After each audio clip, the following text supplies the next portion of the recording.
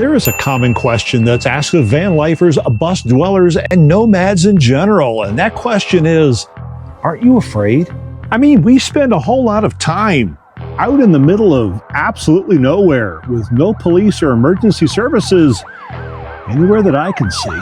I think people just kind of assume we're either all armed to the teeth or we're hiding and cowering behind 17 locks at night, just waiting for death to come find us. Okay, now here's the thing. It doesn't matter where you live, bus, van, somewhere in a suburban neighborhood with an HOA. They're probably the worst. Nope, fear is based on how much risk you are willing to accept. Now me, I'm probably a little less risk adverse than you, but it doesn't change the fact that crime is crime and it can happen anywhere, even out here in the middle of the desert.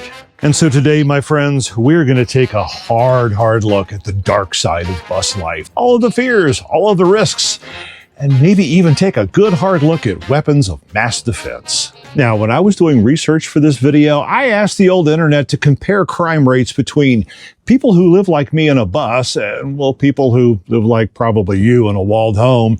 And it told me individuals who live and travel in recreational or retrofitted vehicles, they experience a very high rate of criminal victimization. What in the everlasting? Didn't mean to curse at you. That article bothered me, so I clicked on it and I tried to read it, but I couldn't. It was behind a paywall, and the only way it was going to enlighten me on what the headline said was paid substantial amounts of money, which I wasn't willing to do. So naturally, I went elsewhere on the web and I tried to find articles of equal measure, of maybe even commenting on that one. And you know what I found? Not a single one. I don't know where that outlier came from. It was at the top of Google search, so I'm assuming somebody paid to get it there. But that's not what the rest of the internet was telling me. I mean, yeah, I found plenty of individual horror stories, as the internet is often apt to serve you. But as far as statistical analysis, real hard facts about criminal problems and living like this, no, that pay-per-view site, that was pretty much the only one. So let's kind of get serious for a second. Yeah, bus life is not as dangerous as most people think, but still, it helps to have a plan.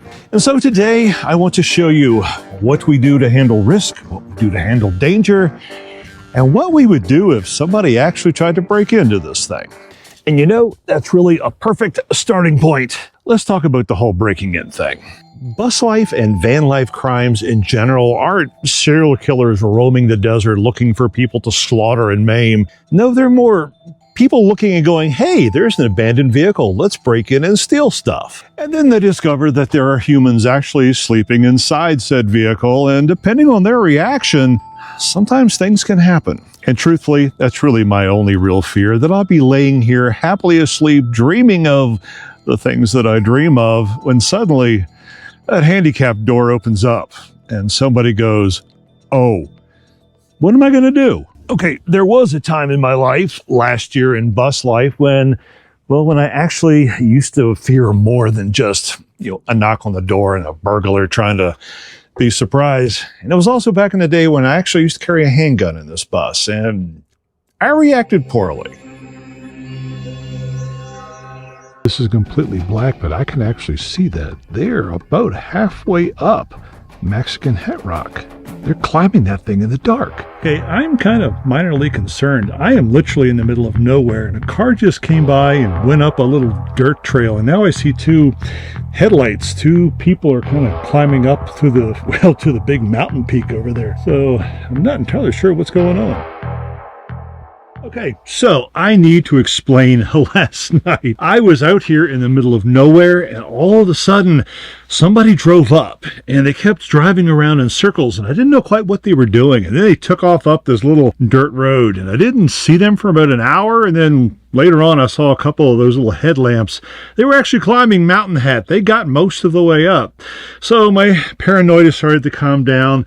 And then around 12:30, another car pulled up, and they circled and they circled and they circled. And then they spent like a half an hour just turning their headlights on and off. And I didn't know what the hell they were doing. It took me the longest time to figure out that maybe they were camping, but my paranoia at that point, yeah, even big, dumb guys like me can be sitting out here in the middle of nowhere and go, I wonder if this is where I'm going to be raped and killed. So Yeah, my mind got a little carried away with me last night. But I wake up this morning and they're gone. Everybody seems to be gone. And, well, nobody was raped or killed. I mean, I look back on it now and laugh, but oh my Lord, bad things could have happened. And it could have been, well, because of me doing bad things. I got it in my head and I got things worked up and worked up and worked up. And I just absolutely believed that a bad guy, serial killer, harm was going to befall me. I mean, I literally stood outside of the bus because I figured they would see the light and they would come to the light and I would surprise them by being outside of the light. I sat out there for like a half an hour watching these cars come and go, and it was nothing. They were campers. And here I am walking around like an armed maniac, and sometimes your head can get ahead. That was not my finest moment. But still, maybe I don't have a handgun in the bus, but we do have weapons. I mean, for starters, I am the weapon. Okay, that actually sounded funnier when I wrote it down, but it could be the weapon. No, and try not to laugh at me. One thing we actually do have in this bus, and Lordy, I hope I don't need them quickly. We have swords, 2 swords, and yeah, they're real. Yeah, they're sharp as hell, but for the life of me, I can't imagine actually wielding one inside of this bus.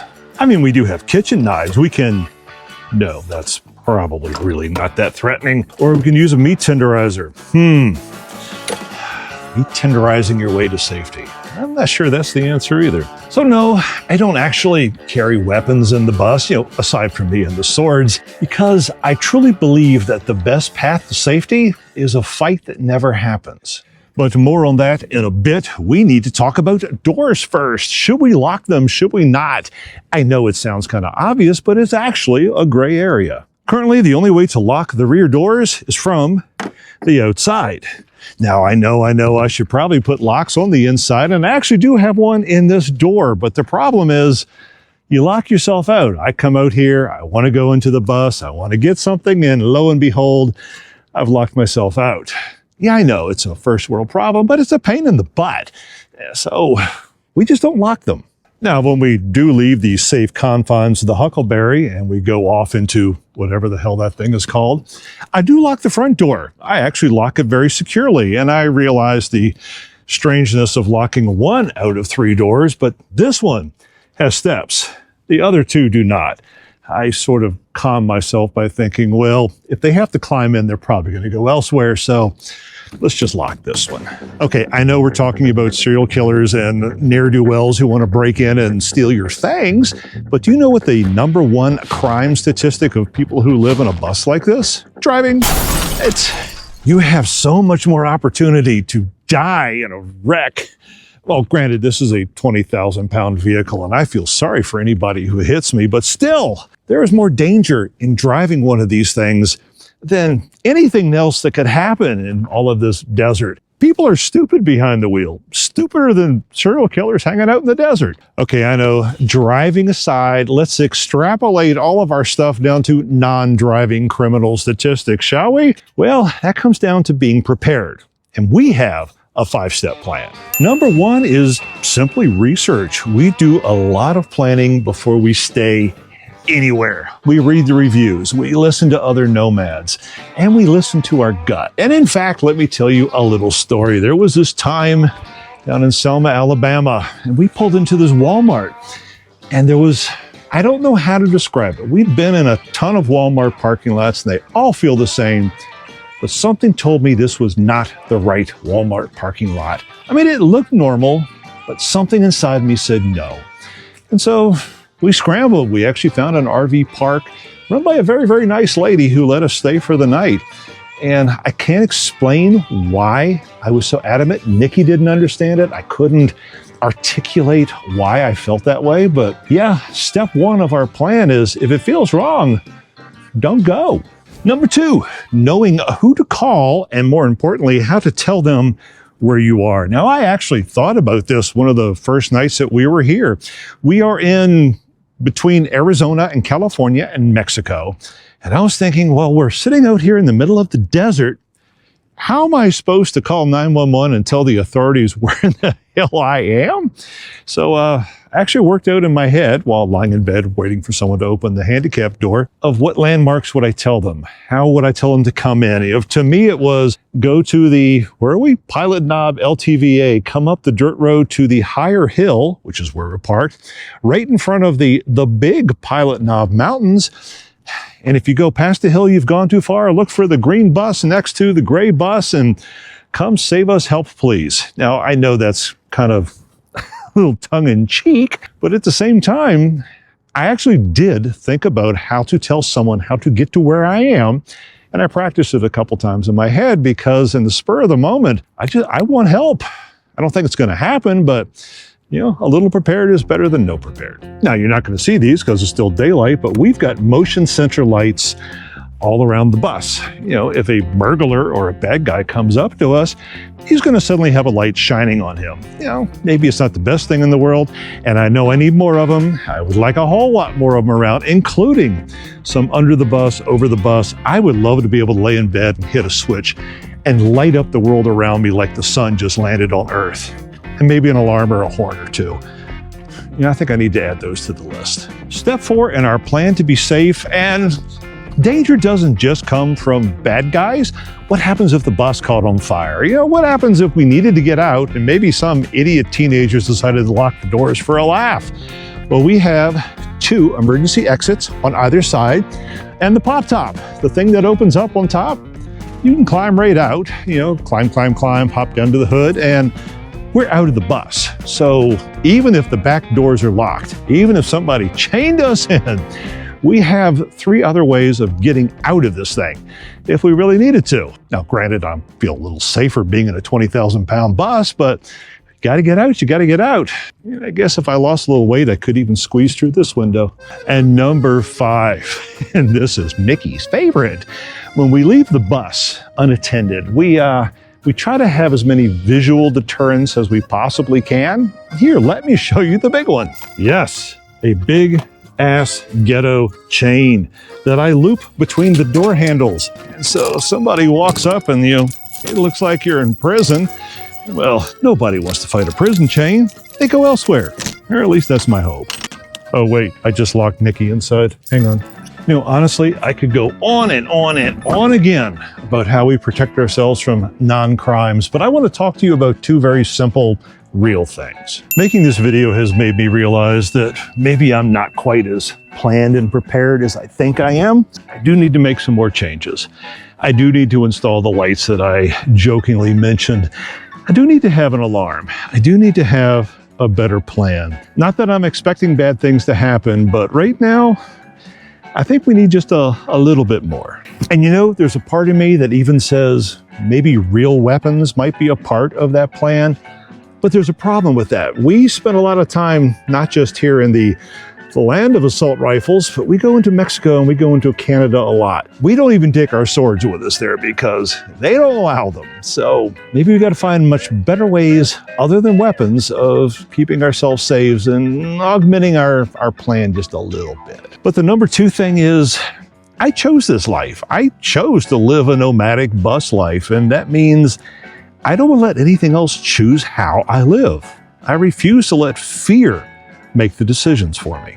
I know, you're probably saying, Rick, you're a Pollyanna, but you know, look outside. A meteor or a comet could come and fall on this bus right this second. Am I supposed to plan for every possibility, every contingency? I refuse to live my life in fear of every risk that could possibly happen. I would much rather plan on the probability, not the possibility. Look, I know, you read about it every single day. Oh, that poor person who got butchered and mutilated and left in a well down in Baja. We were just talking about that last night, but you know, that is the exception. You read that one story last year. How many stories like that have you heard since? They don't happen every day. They don't happen every month, every week. You get the sensationalized stories from the news media because it gets views. It riles up people's inner anger and their inner fear, but it's not reality. You can't base your existence and your choices and your safety plan on all the things that could happen because the media decided they wanted a few more ad dollars and they ramped up the sensationalism. Okay, I know this is coming from a big guy, 6'2", 240 pounds. I have an attitude that maybe a smaller person wouldn't have, but at the same time, I understand that my biggest threat was a motor vehicle accident, followed shortly by an attempted robbery gone wrong. After that, really is not much of a threat, not enough for me to really take care of or to think about. If I can make myself the least attractive to a B&E, by the way, it means, if they look at this thing and go, oh, it's a fortress, I can't get in, there's lights everywhere, and oh, look, that guy over there, he's sitting in the dark. Guess where he's going? I don't wish him ill will. I actually met him, he's a nice guy. But the trick to not getting robbed is to not be robbable. And I think that's at the absolute top of our plan for safety. Just give them a reason to go somewhere else, or not give them a reason to try you. At least I hope everything I just said is truthful. Yeah. Thanks for watching. Subscribe for more videos.